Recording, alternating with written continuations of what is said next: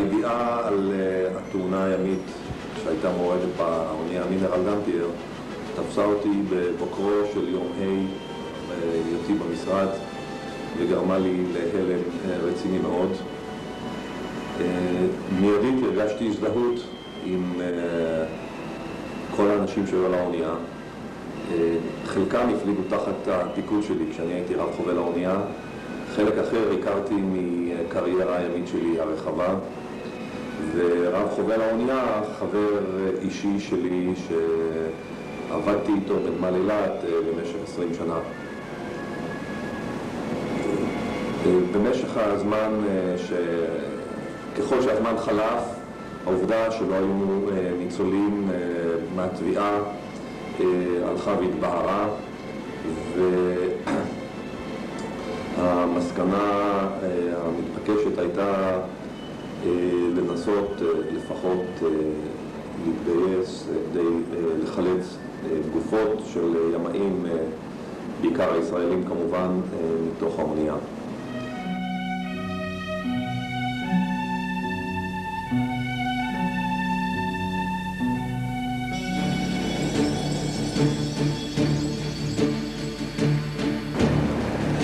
הבעיות הלוגיסטיות הם היו בכמה מישורים. המישור הראשון היה הבעיה של הבאת הציוד המיוחד מרחבי העולם ליפן. הציוד גויס והוטס ממספר מקומות בעולם, 5 למען הדיוק, מיוסטון בטקסס, מיאמי פלורידה, בלטימור במדינת מרילנד, לוס אנג'לס במדינת קליפורניה ואמסטרדם בהולנד. כשיש את הציוד הזה להכין לעבודה, לארוז ולהעמיס אותו על מטוסים שיביאו אותו ליפן. גם ההבאה ליפן היא הייתה בעייתית מבחינה מסוימת, שנמל היציאה הקרוב ביותר לאתר התביעה, נגסקי, מרוחק כ-800 קילומטר מהנמל הבינלאומי הקרוב ביותר ביפן, שחייב גם היערכות להסעת הציוד לנמל נגסקי לאחר הגעתו לשדה התעופה באוסקה. עיכוב נוסף היה בכך שעונת הקיץ היא כזו שמאפשרת עבודות ימיות בכל אזור יפן, ויש בעיה להשיג כלי שייט מתאימים לצורך ביצוע המשימה. כלי השייט הזמין היחיד שהיה באזור היה עסוק בעבודה אחרת, והיו נדרשים כיומיים כדי שאפשר יהיה לשחרר אותו מאותה עבודה, ועוד כיומיים עד שיגיע לנמל נגסקי כדי שנוכל להתחיל בהכנות. הבעיה השלישית הייתה גיוס כוח אדם, צוללים ואוניית אם לצוללים. האונייה הקרובה ביותר הייתה בנמל סינגפור, שהשייט ממנו לנמל נגסקי הוא כ9 ימים. כמו כן היה צורך לאסוף צוללים מקצועיים ממספר מקומות בעולם, או במזרח הרחוק יותר נכון, החל מתאילנד, דרך הפיליפינים, ניו זילנד, אינדונזיה, אוסטרליה, וכל הדברים האלה מבחינה לוגיסטית, עד כמה שהם נראים פשוטים, מסתבר שהם לא כל כך פשוטים, מאחר שמדובר בארגון הטסות, כמו שאמרתי קודם, גם של ציוד, גם של בני אדם, וכל מה שקשור לכך.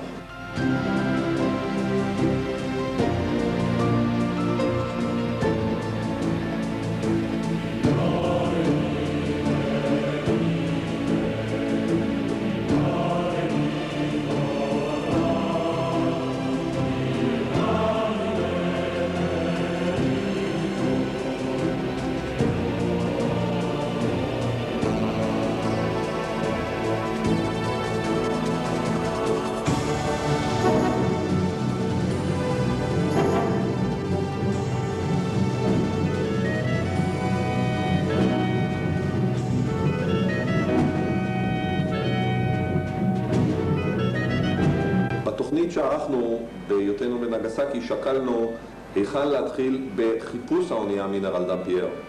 לאחר ניתוח כל הממצאים החלטנו להתחיל לחפש בסביבת האתר שהיפנים דיווחו עליו, וכך יצאנו לים. יצאנו לים כשקידמה את פנינו רעות גרועה, ערפל וגשם כבד, רוח חזקה וים די סוער. השינקאי מרו, בניגוד לאונייה שאותה חיפשנו, אונייה קטנה, כל אורכה 59 מטרים, והטלטלה קשות, לפחות בשעות הראשונות עד שהגענו לאתר החיפושים. ואכן לאחר כשעתיים של חיפוש התגלה בעזרת הסונר סורק צד גוף אונייה, כלי שיט גדול שהוא שבור בערך ממחציתו, שוכב על קרקע הים בעומק של כ-85 מטר. לאחר מספר סריקות לאורך ולרוחב הגענו למסקנה שזו צריכה להיות האונייה מינרל דמפייר. מה שעזר לנו להגיע למסקנה הזו היו כתמי שמן שנראו על פני המים מעל אותו שבר אונייה שמצאנו, ונביאה של שמן ודלק שנראתה באופן כמעט שוטף כל הזמן. בשלב זה רצינו לעשות וידוא האונייה או זיהוי האונייה. החלטנו להוריד את הצוללת שהייתה על סיפון האונייה שינקאי מרו. הצוללת צוותה בשלושה איש, שני יפנים מצוות השינקאי מרו ומנהל הפרויקט האמריקאי, בחור בשם ריץ'. הצוללת הושקה למים באמצעות המנוף של האונייה שינקאי מרו והחלה בסריקה, ובשלב מסוים היא הגיעה לגוף האונייה.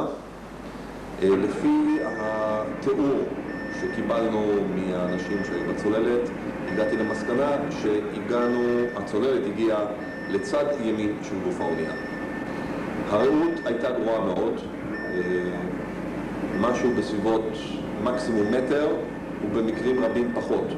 על כל פנים, הצוללת זיהתה את אמצע האונייה, את השבר שנגרם לגוף האונייה בערך באמצעו כתוצאה מהטביעה, לא כתוצאה מההתנגשות.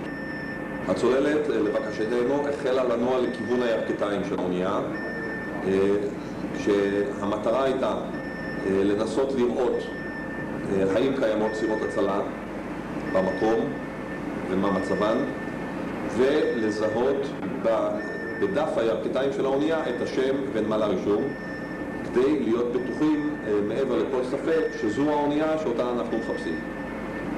הצוללת נעה באמת לכיוון הירכתיים, זיהתה את פתחי היניקה והפליטה של מי הזיבורית מהאונייה, ובהמשך התנועה האחורנית קיבלנו דיווח על הימצאות כבלים וחבלים רבים בסביבות גוף האונייה, ולפתע קיבלנו דיווח שהצוללת נתפסה בכבל או חבל שתלוי על גוף האונייה, והיא תקועה במקומה, אין לה שום אפשרות תזוזה. אנחנו כמובן נכנסנו ללחץ, מאחר שצוללת עם 3 אנשים תקועה בעומק של 85 מטר, כשלהלכה אין לנו על סיפון האונייה היפנית שינקאי מרו שום אמצעים לחלץ או את הצוללת או את האנשים. אני צריך לציין שעל הגשר של השינקאי מרו היינו קצת עובדי עצות למשך זמן קצר מה לעשות, אבל לאחר זמן קצר התחילה התארגנות להזעיק עזרה מטוקיו, להזניק מסוק עם ציוד מיוחד שיבוא לחלץ את הצוללת. ובעוד אנחנו עסוקים בתכנונים ובדיבורים ובניתוח מה יקרה ומה ניתן לעשות, התקבלה לפתע הודעה מהצוללת שהצליחה להשתחרר מהכבל בכוחות עצמה והיא עולה למעלה, ואכן זמן קצר לאחר מכן הצוללת עלתה על פני הים והועלתה חזרה לסיפון האונייה שינקאי מרו.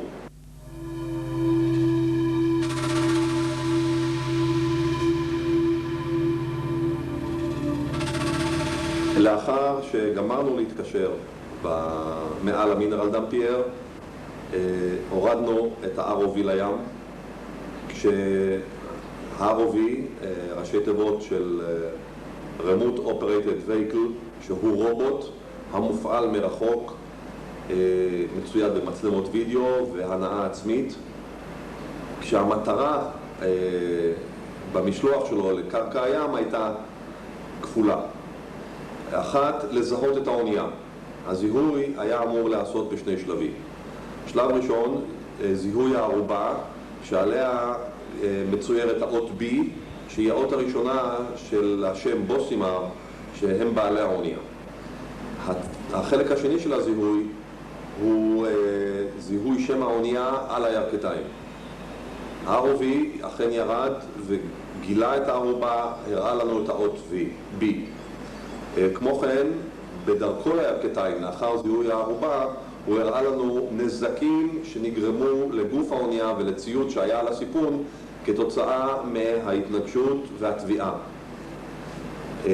ה-ROV זיהה גם את שם האונייה ונמל הרישום על הלוח הירכתיים, וגם הראה לנו שהלוח הזה מחופף בצידו הימני לכיוון אחורנית כתוצאה מלחץ של לוחות הציפוי בדופן ימין שנדחפו אחורנית בגין ההתנגשות, לא כתוצאה מפגיעה ישירה של האונייה השנייה הפוגעת. הוא הראה לנו גם כמויות אדירות של דגים ופלנקטון שנמצאים על יד האונייה, וגם כמויות אדירות של רשתות וכבלים שתלויות על גוף האונייה.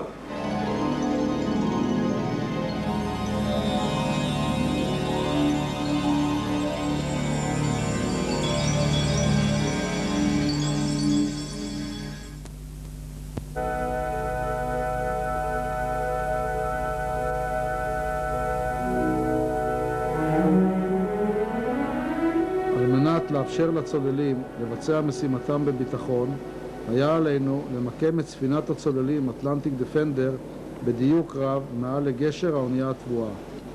את מיקום הגשר זיהינו על ידי הסונאר סורק צד ומערכת הניווט המדויקת שמאפשרת לנו למצוא את עצמנו בדיוק של 1.1 מטר בים. כדי לקשור את ספינת הצוללים נאלצנו להכין עבורה 2 נקודות עגינה בים הכוללות עוגנים, שרשראות, כבלים ומצופים, כך שניתן יהיה לקשור את ירכתי הספינה למצופים ולהשתמש בשני העוגנים של הספינה בחרטום למתיחה. ספינה שקשורה בצורה כזו ניתנת לתמרון בדיוק רב לנקודת הצלילה המבוקשת. את נקודות הקשירה הכנו עוד בחוף בנגסקי. ציוד הקשירה כלל 2 עוגנים של 8 טון כל אחד, 2 שרשראות באורך של 28 מטר, משקל 5 טון כל אחת, 2 כבלים, 2 צול באורך של 80 מטר כל אחד, ו2 מצופים בעלי כושר ציפה של 8 טון כל אחד. הספינה שינקאי מארו יצאה להניח את 2 נקודות הקשירה כ-24 שעות לפני ספינת הצוללים. וכשספינת הצוללים הגיעה לנקודת התביעה, עזרה שינקאי מארו בקשירה, בהעברת חבלים בין ספינת הצוללים למצופים ובגרירת ספינת הצוללים לנקודת הטלת העוגנים. לאחר זריקת העוגנים נמתחו חבלי הירכתיים בעזרת כננת למיקום מדויק של ספינת הצוללים מעל האונייה התבואה.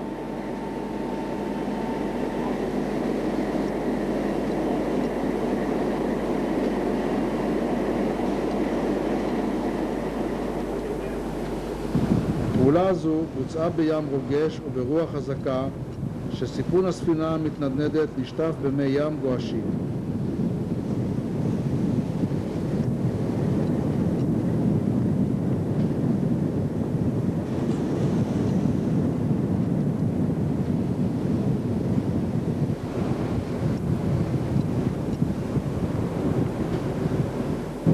כדי לקשור את החבלים בין ספינת הצוללים למצופים, נעזרנו בסירת עזר שגררה את החבלים והעבירה הצוללים לקשירת החבלים.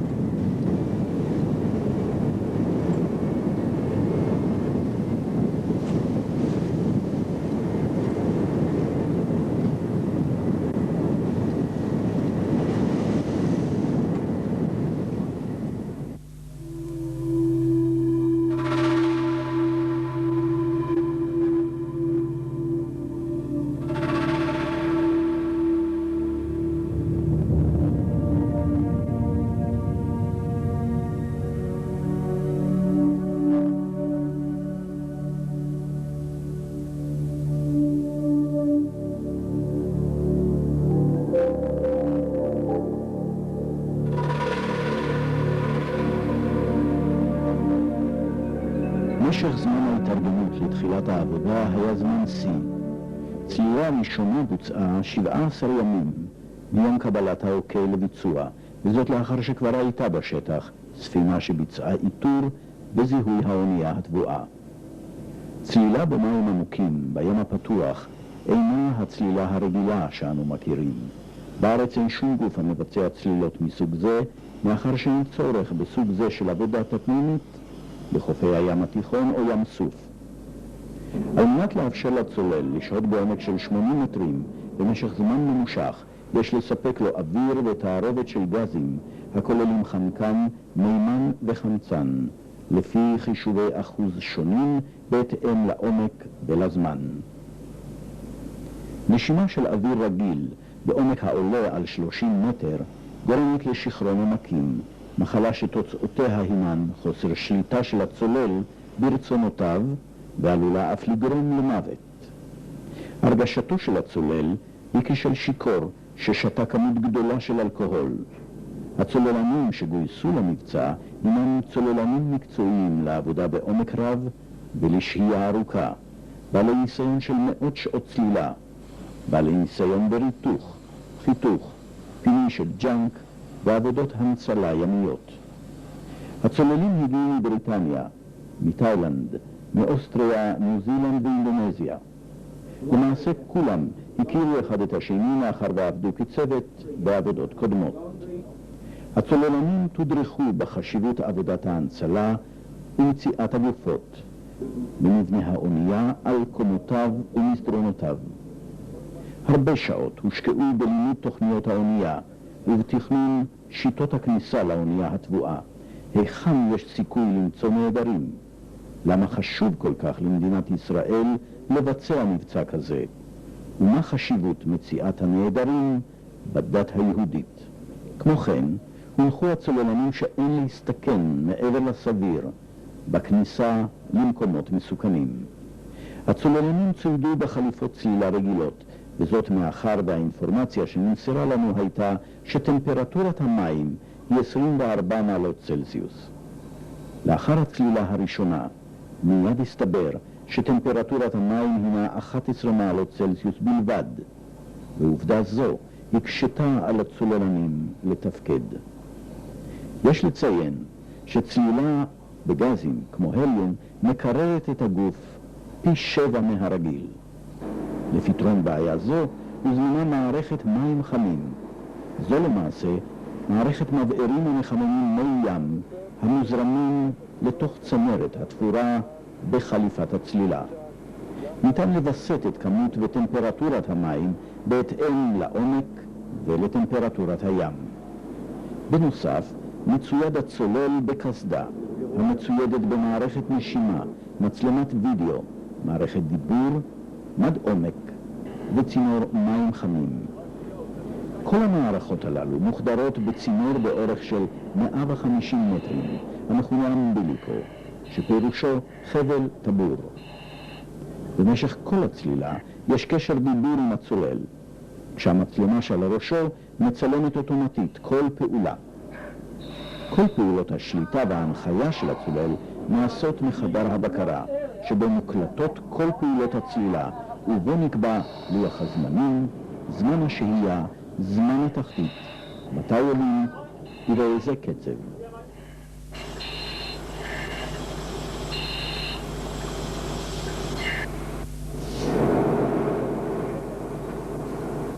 בעיה נוספת שהכבידה מאוד על הצוללים בביצוע הצלילות היו הזרמים החזקים. כדי לבדוק את עוצמת הזרם הורד שקל כבד למים, ולכאורה היינו מצפים שהחבל יהיה במצב אנכי. ניתן להיווכח בנקל כי הזרם גורם לחבל להימתח כמעט למצב אופקי. הדבר מעיד על זרמים חזקים מאוד בתוך המים. על מנת להמחיש את משך הצלילה הנדרש, ניקח לדוגמה את הצלילה לסיפון B בעומק של 65 מטרים, צלילה מספר 30 אותה ביצענו. משך הצלילה הוא כשל שעה, זמן העלייה על פני המים 132 דקות. מהרגע שהצולל עולה על פני המים עליו להיכנס מיד לתא לחץ, המכונה חדר דקומפרסיה. בחדר זה על הצולל לשהות עוד כ4 שעות בנשימה של חמצן. במילים אחרות, מהרגע שהצולל יורד ועד שהוא גומר את הצלילה, משך הזמן העובר הוא 7 שעות, ואחר כך עליו להמתין עוד 19 שעות עד שיוכל לצלול שנית. במשך כל זמן הצלילה, עד לעליית הצוללן אל פני המים, נמצא צוללן אחר בכוננות מלאה, לבוש בציוד ומוכן לצלילה מיידית.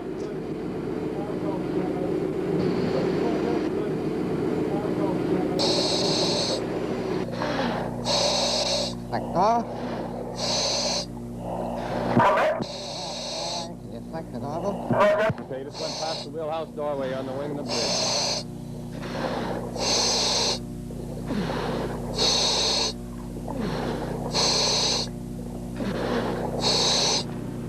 כפי שאנו רואים, כל פנים האונייה ואף חלק מחוצה לה הרוס כולו. כל הדלתות, ציפויי הקירות, מחיצות, בעצם כל פריט שלא היה מרותק לגוף האונייה נשבר ונהרס. כמובן שכל כמות הג'אנק הענקית הזאת מסכנת את הצוללן ואת צמרת הנשימה שלו. הרעות הגרועה והאבק האדום, שהוא תוצאה של עפרות הברזל שהאונייה הובילה, מכסה כל פינה באונייה ומקשה על הצוללנים בביצוע משימתם. את חדר הבקרה מתפעל צוללן ותיק עם ניסיון של שנים, המחזיק תעודות מיוחדות והרשאה לתפעל מערכות נשימה בגז.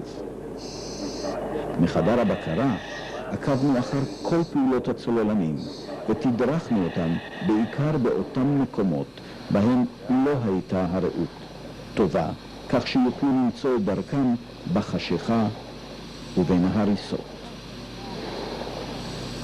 אין לשכוח שכל צולל המחובר בחבל הטבור למקור הנשימה שלו דואג לשלמות ותקינות צינורות האוויר והגזים. כמובן שכניסה דרך חלונות ומקומות הרוסים עלולה לסכן את הצינור. הצינור נתפס מדי פעם בכל מיני בלטות וזיזים המצויים בשפע באזורי הצלילה באונייה.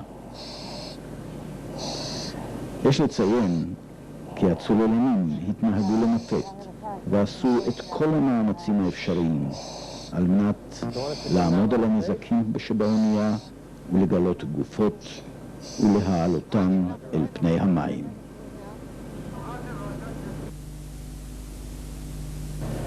מיד עם צאת הצולל משלב הדקומפרסיה מתקיים תחקיר, תדריך, שמטרתו ניתוח הצלילה והממצאים במגמה להתוות את המשך החיפושים. זהו שלב בו נוטלים חלק כל הצוללים, ואיתי בארי, כמי שמכיר את הספינה היטב, מנחה את התחקיר ומדריך את הצוללים בהמשך התהליך. בנוסף, עובר כל צולל תדריך אישי לקראת הצלילה, ובמהלכו הוא לומד על הנייר את המסלול אותו יעשה בבטן הספינה התבואה.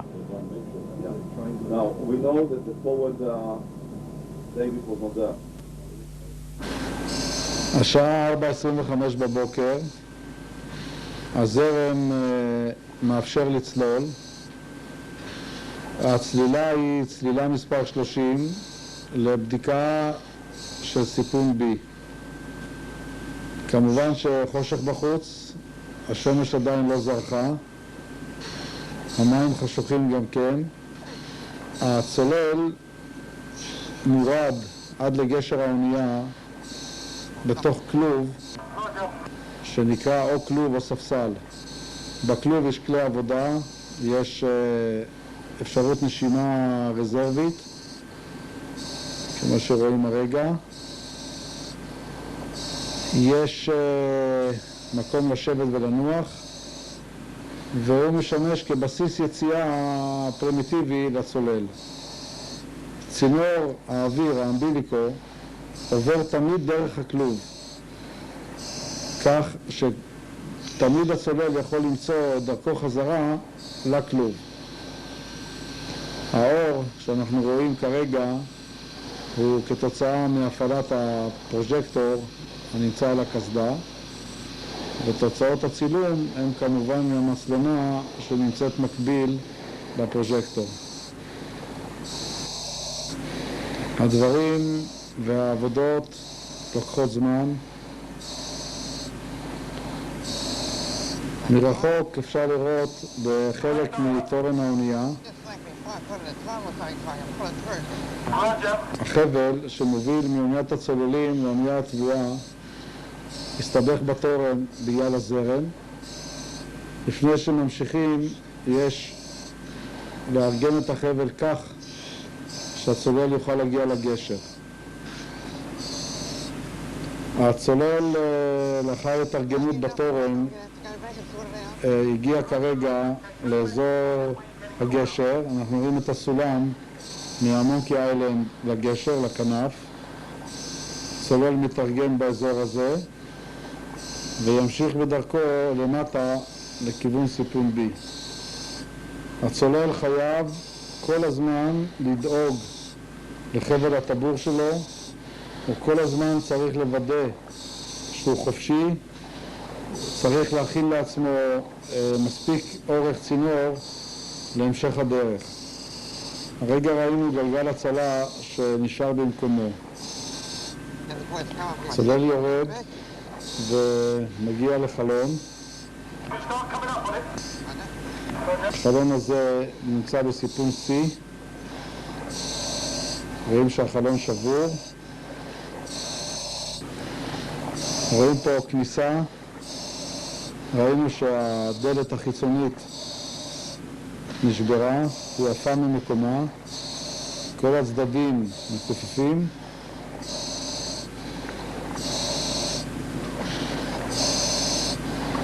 עדיין הרעות גרועה מאוד, חושך.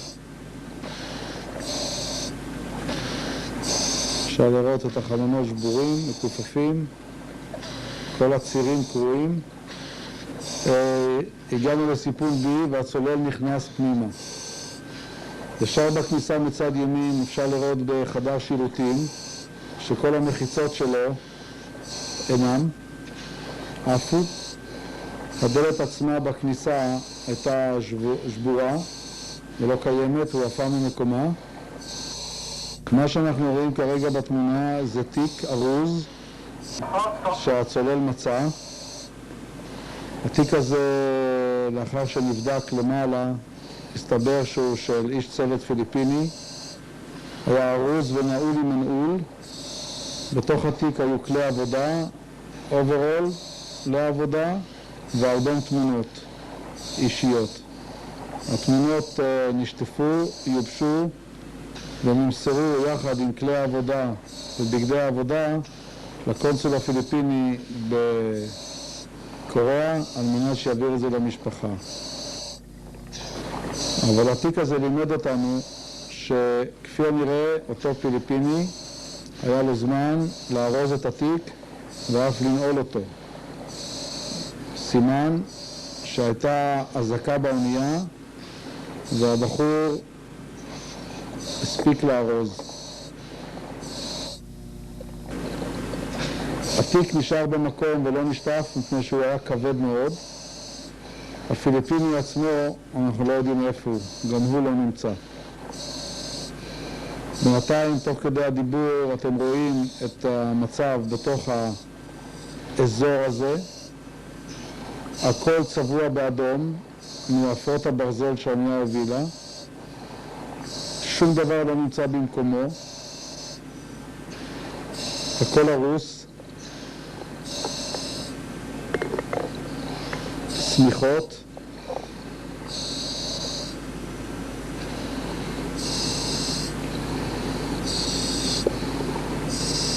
חתיכות עץ, ברזלים, כל המחיצות בין התאים נעלמו. הצולל מסתכל על התקרה,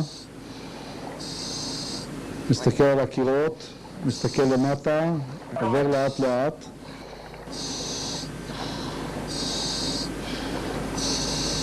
קשה להבין כל מה שרואים, אבל חלק גדול זה ציפוי הקיר, What's the problem there, Angie? התקרה האקוסטית, המסגרות של התקרה האקוסטית, צנרת ביוב, ארונות, דלת שוכבת, פסי אלומיניום ששימשו לקירות ולציפוי קירות, צנרת, ושוב אני חוזר ואומר, הרעות גרועה מאוד, הצינור נתפס בכל מיני דברים, צולל מתקדם לאט לאט, מעליו תקרה, המרחק שלו לדלת די רחוק, כל תקלה או בעיה שיש לו, קשה לו להיחלץ.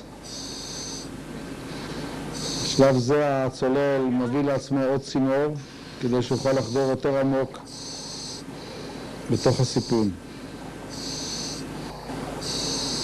קשה להסביר או לתאר כל מה שאנחנו רואים, אבל הכל חוזר על עצמו.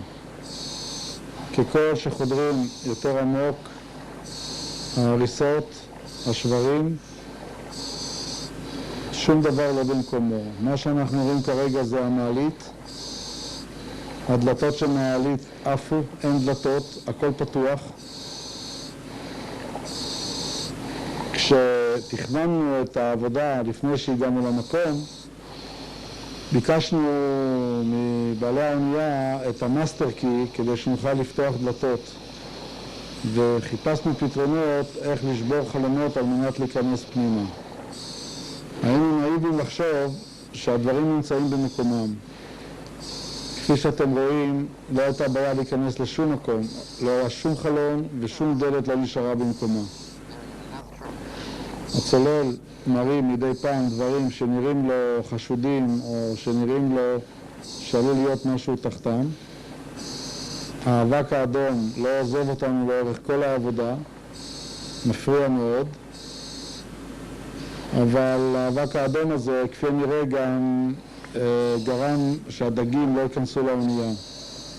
כפי הנראה, כמות החמצן בתוך האונייה במים קטנה, כך שהם לא באים.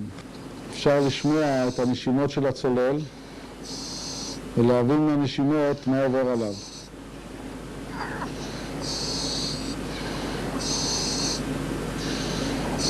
העומק בסיפון B בין 60 ל-65 מטר. המשמעות של 65 מטר זה 7.5 קילו על סנטימטר מרובע לחץ, 7.5 אטמוספירות. What's the problem there, Angie? משפיע על הדיבור של הצולל. Carol's still there, is it? הצולל נשמע כמו מיקי מאוס, למרות שהוא בחור של 1.90 מטר גובה וכמעט 2 מטר רוחב. הכל, מיתרי הכל מושפעים מנשימה בגזים והגזים מעוותים את הכל.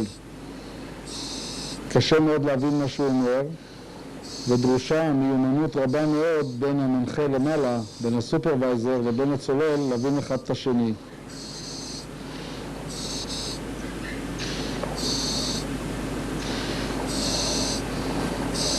כרגע הצולל מצא מקרר, המקרר הזה היה בחדר של הבוסן, במקרר עוד היו קולות ובירות. המקרר לא היה במקומו, הוא זז ממקומו מהמכה או מהזרמים. גם היה קשה מאוד לחשב איפה הוא בדיוק, מאחר והמחיצות והדלתות והמסדרונות לא היו קיימים יותר. כל הזזה של חפץ יוצרת אבק אדיר, אדום כמובן, וזו התמונה שחזרה ונשנתה בכל הקבינות שהיינו, גם בסיפון A וגם בסיפון C.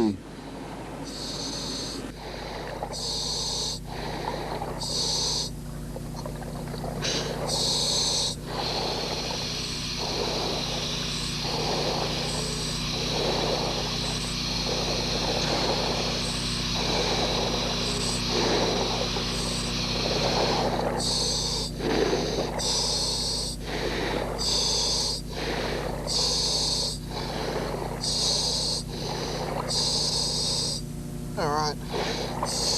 There we go, another try.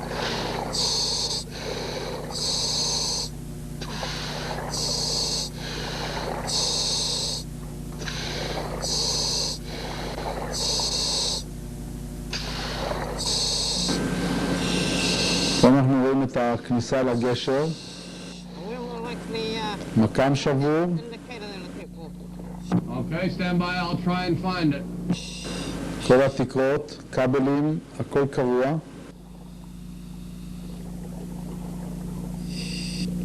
What have we got there? זה המכוון הגה, מראה 10 מעלות שמאלה. כל המכשירים שהיו על הקירות כולם אינם.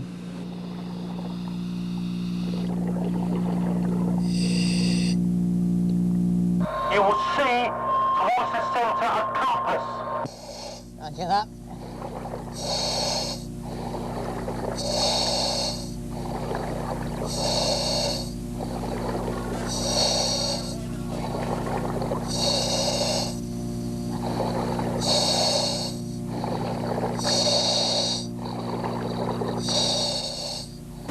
השם קריאה של האונייה.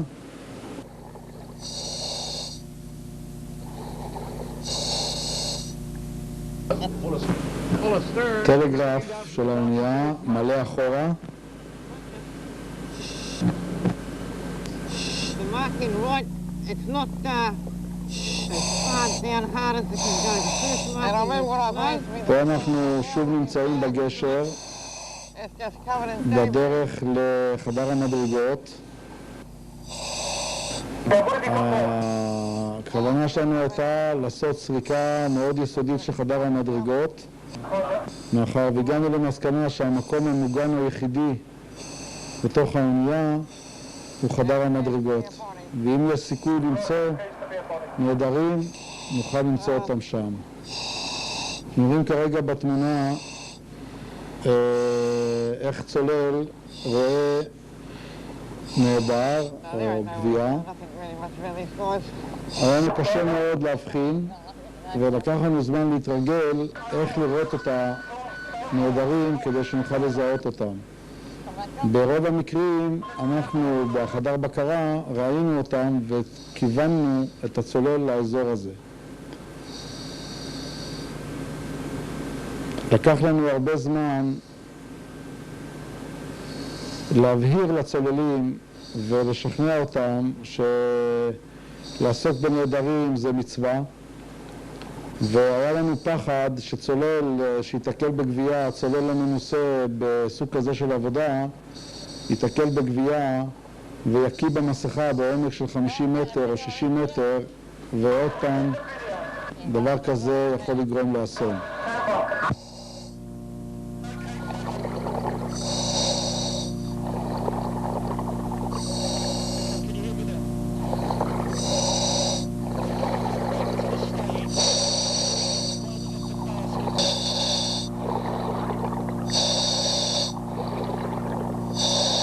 גוויות שמצאנו הוכנסו לתוך שקי פלסטיק מיוחדים,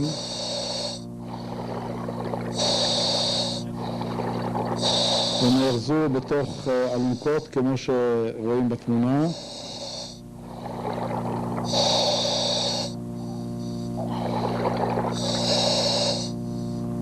This was like number 1, Johnny.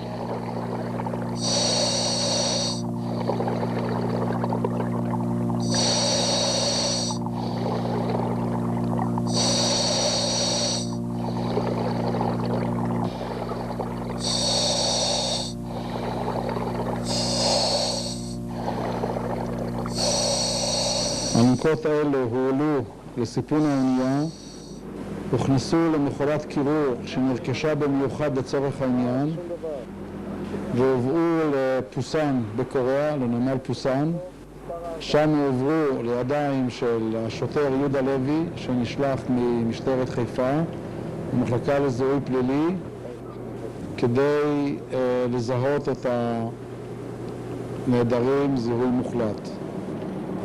יהודה נתן יד ועזר ועשה עבודתו נאמנה.